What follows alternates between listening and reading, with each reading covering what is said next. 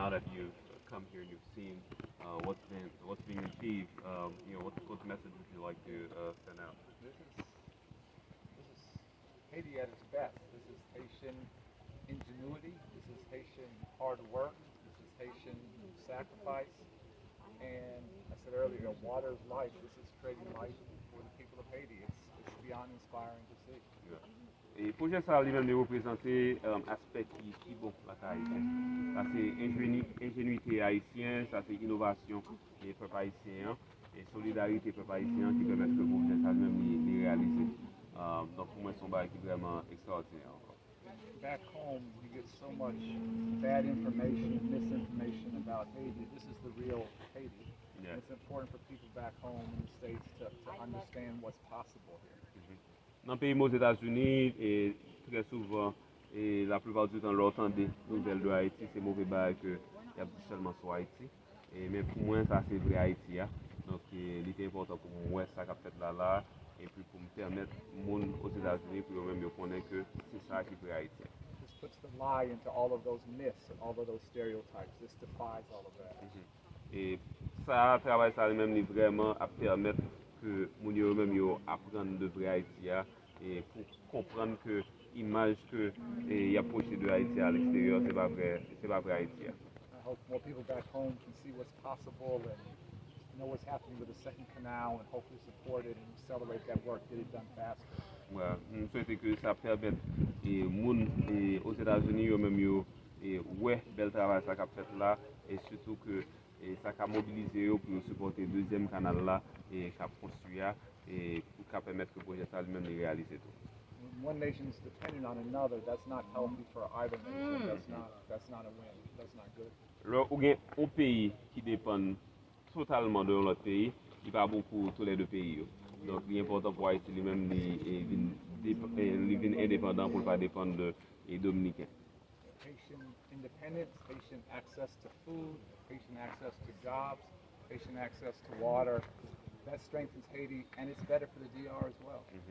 Le Haïtien même il a accès à de l'eau, il a accès à manger, il a nourrir tête, il pas dépendant de ces domaines, qui bon pour ni pour Haïti ni pour ces domaines. Yes. The fact that this was done so fast with all volunteers, it's amazing to me. It's extraordinary to see. Pour moi c'est vraiment extraordinaire que tout travail ça lui-même il fait aussi rapide et nos délais de temps qui étaient extrêmement courts. Et que c'est des bénévoles, des volontaires qui font, que c'est pas payé pour le faire, et que vous mettez ensemble pour faire travail ça, pour moi, c'est pas qui vraiment extraordinaire. I mean, this is an amazing start, but it's just a start. This is a start of something that could be way as big as this is, as important as this is, as life-giving as this is. The next step, the next level, could be way bigger than this. Pour moi, ça c'est un bel commencement, mais c'est seulement un commencement. Et il y a plus de qui a fait toujours. Et pour produire plus et pour payer. Et donc moi je suis vraiment content pour nous voir ça va le faire après et parce que là ça fait seulement commencement. Je dis nous capable dire et quand elle a commencé à rappeler les résultats qui est dans la montée par rapport à la production KPK qui déjà Yeah, so they've done a lot of production already because of this canal. And their question for you is like, when would you like to taste the KPK rice? When would you like to taste the food? Is there some here? Il dit, est-ce que nous gagnons konya là pour les goûter? He said it's not cooked yet. I didn't get lunch. I'm hungry. Il dit, il grand goût, il faut qu'on mange lunch. Ça veut dire, si tu gagnes un plat konya là, il t'a mangé. Tell somebody to get cooking. I'm good. Il dit, fais au monde commencer à manger konya là parce qu'il est quitté. If it's not ready, I'll come back another time Il dit, and happily taste it. s'il faut qu'on pas un problème, ça veut dire, on gagne pour nous retourner et puis prochaine fois, goûter manger KPK. I love rice. I'm a fan. Nous aimons dire en pile, nous fanatique du riz, ça veut dire. AJB ça peut faire un plus gros sacrifice pour sécuriser le Canada depuis le commencement jusqu'à la fin. The agents, Je dis comment the BESAP agents have done a tremendous work since the beginning until the end, protecting this work. What are your thoughts? What are your feelings, sentiments towards that?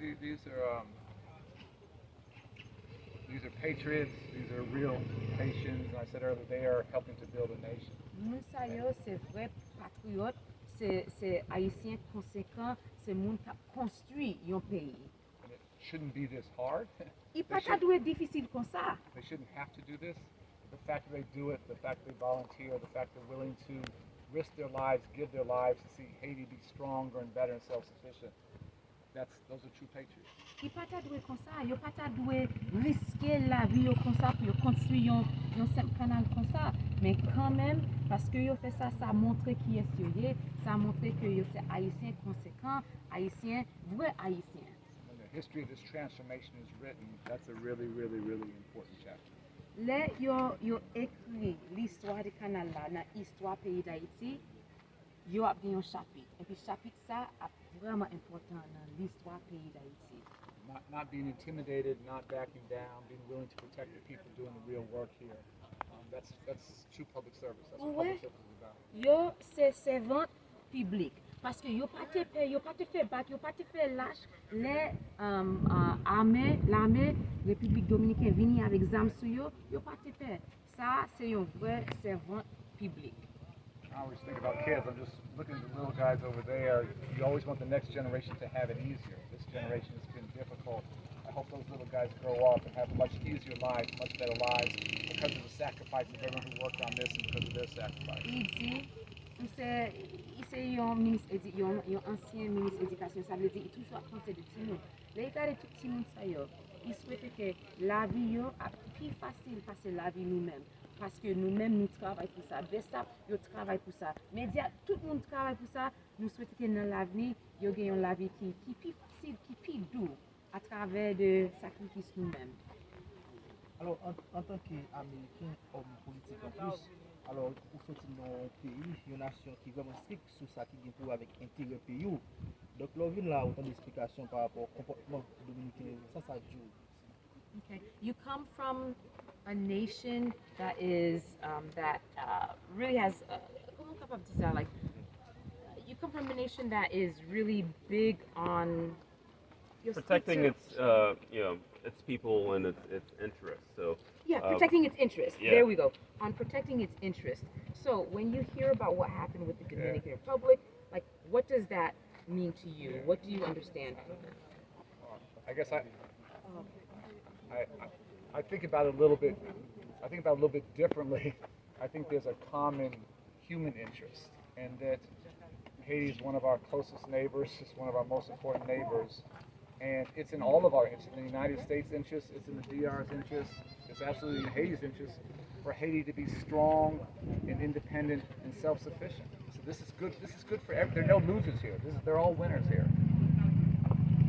You take this or am I taking it?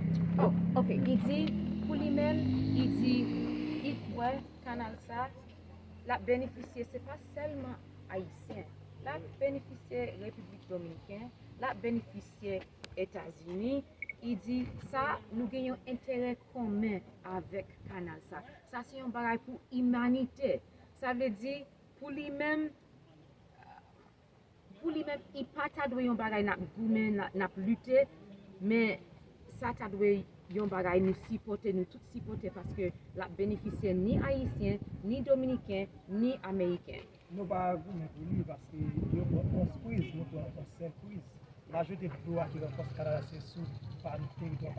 So he says, for us, we're not like fighting. It's not a fight because I said that, you know, it's common interest there. It doesn't need to be like butting heads. But he said, we're not butting heads with anybody because the reality is, he said, they have 11 canals. This is our only one. So for us, it's not a matter of like, so he's basically pointing like, it's Dominicans that have a problem with us. We don't have a problem. Like, we understand this is for humanity, this is for us. They're the ones that have the problem. Amen. I agree. Amen. Oui, d'accord. But if Haiti's poor, if Haiti's hungry, if Haiti doesn't have jobs, if Haiti's dependent, that's horrible for Haiti. It's also horrible for the DR, and it's bad for the United States. It's not good for anybody. Si gen pauvreté, moun pa gen l'argent, yo pa ka vivre. Ça c'est un bagay qui fait haïtien mal, mais tout la fait dominicain mal, et puis tout, il pas bon pour États-Unis. Ça veut dire les Haïti levé, tout le monde a levé.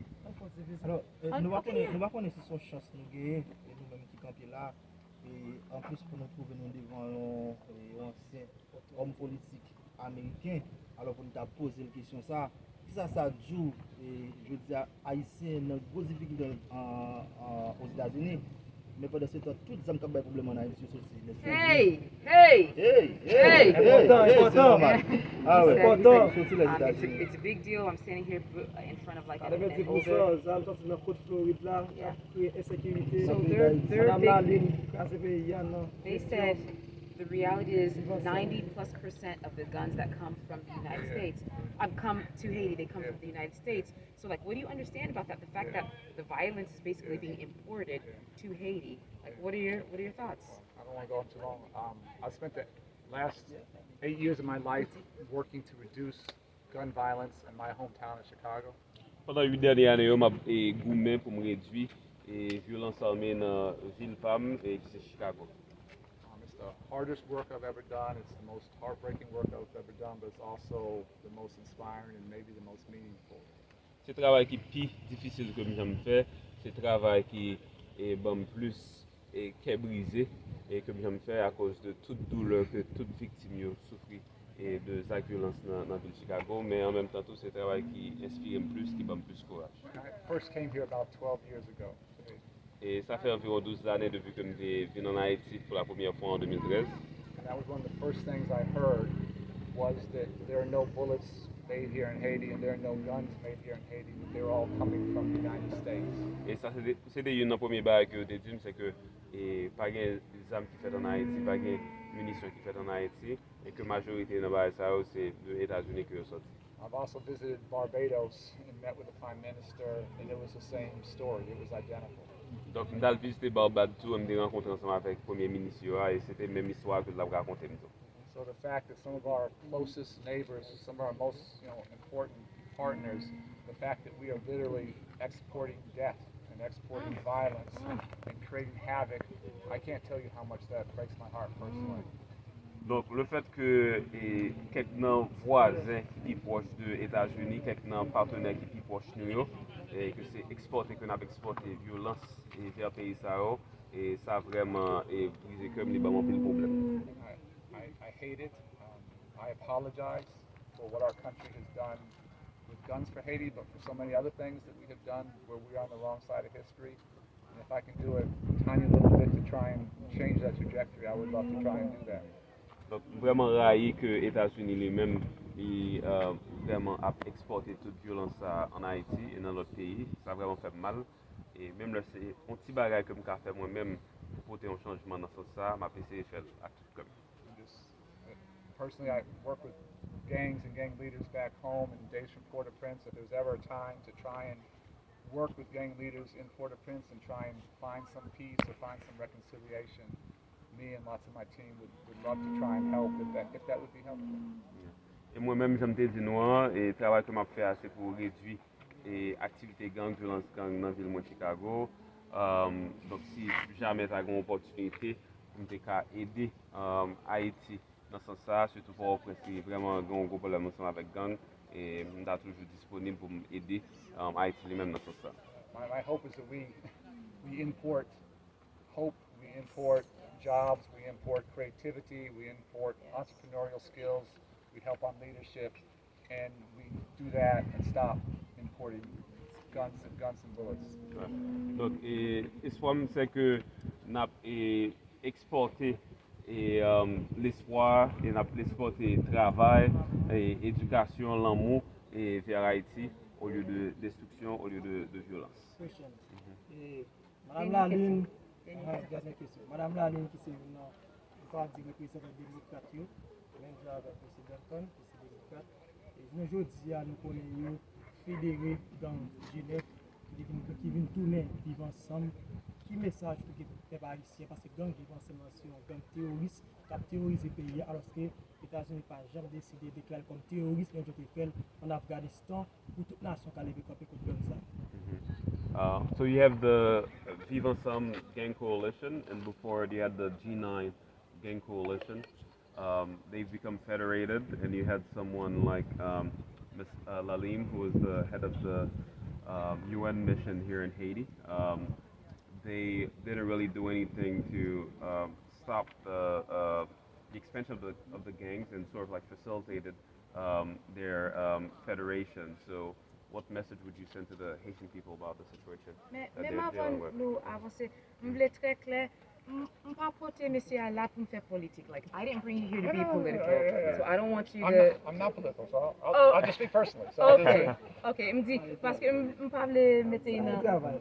Ok, mais il dit, il pas de problème pour bailler réponse. Réponse là. Mais seulement, je parle général, Yeah, denye question. Ok. It's okay. I'm far from an expert on Haitian, violence and gang violence. Pas vraiment expert sur violence en Haïti et violence gang en Haïti particulièrement. But everything I see, everything I read, everything I watch, it's the poor who are being the most hurt. It's the poor who are being Hey, kidnapped. It's the poor who are being killed. It's the poor who Hey. are losing their homes, their churches, their hospitals, their schools. Ouais. Mais tout ça m'entendait et tout ça m'oué, tout ça m'lit, moi que c'est moun qui pi pauvre, c'est eux qui victime, c'est eux qui perdu caillou, c'est eux qui mourir, c'est eux que bandi a kidnappé Hey. et c'est eux que caillou a boulé, c'est eux qui obligé courir quitter caillou, donc c'est eux qui plus victime. And this is nation building work. That's nation destroying work. Et le travail que nous avons fait à la canal là, c'est un travail pour construire un pays. Et ça qu'a fait Port-au-Prince avec gang yo, c'est le travail qui a détruit un pays. So often the gangs and the violence that comes from literally having no hope, no sense for the future. Et très souvent, une source gang yo, c'est le fait que pas gain espoir dans un côté rural, il pas ouais un plus bon avenir. I believe that we can create hope and better education and better sports and other things. If you give kids an alternative, something better to do, the vast majority will choose to do that.